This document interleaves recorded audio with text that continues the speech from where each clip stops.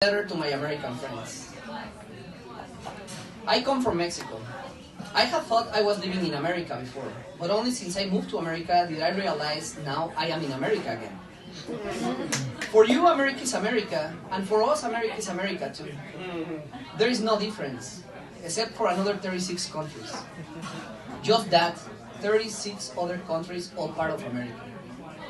And I don't like to talk about countries. The world is one, humanity is one, but it is impossible not to think about countries when you live in a foreign one. Every single day, there is something or someone that makes me feel Mexican. I don't even know what that means.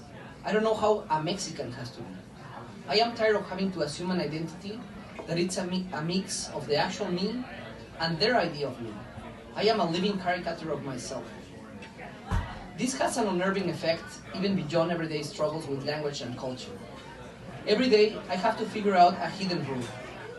For example, you cannot visit a friend or a colleague at home or work unannounced. You have to set a time, you have to make an appointment. You cannot park wherever there is a place to park. You have to read 4 different signs to know if it's possible for you to park there. You have to be careful about calling someone black, but you can always call someone white. You probably don't want to mention if someone is fat, but if someone is thin, then it's very good to mention it.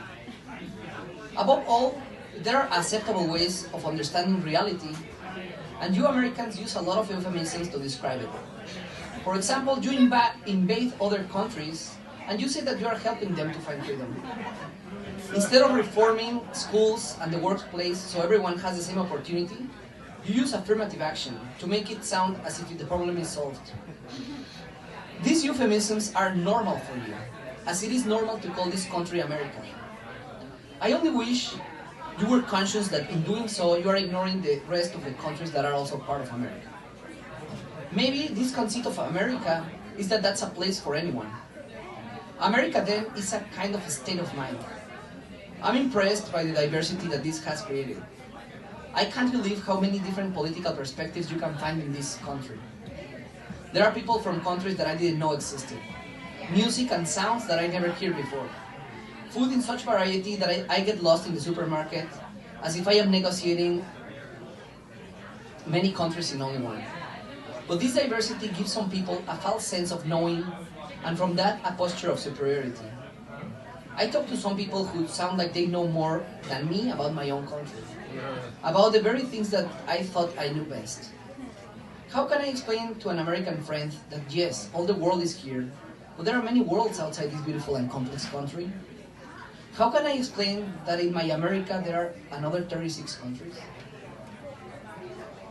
If those countries, if all the world are part of your America, why do I wake up every morning worried that I will offend you if I hug you and kiss you when I meet you? When will I feel free to ask questions without fear of sounding politically incorrect?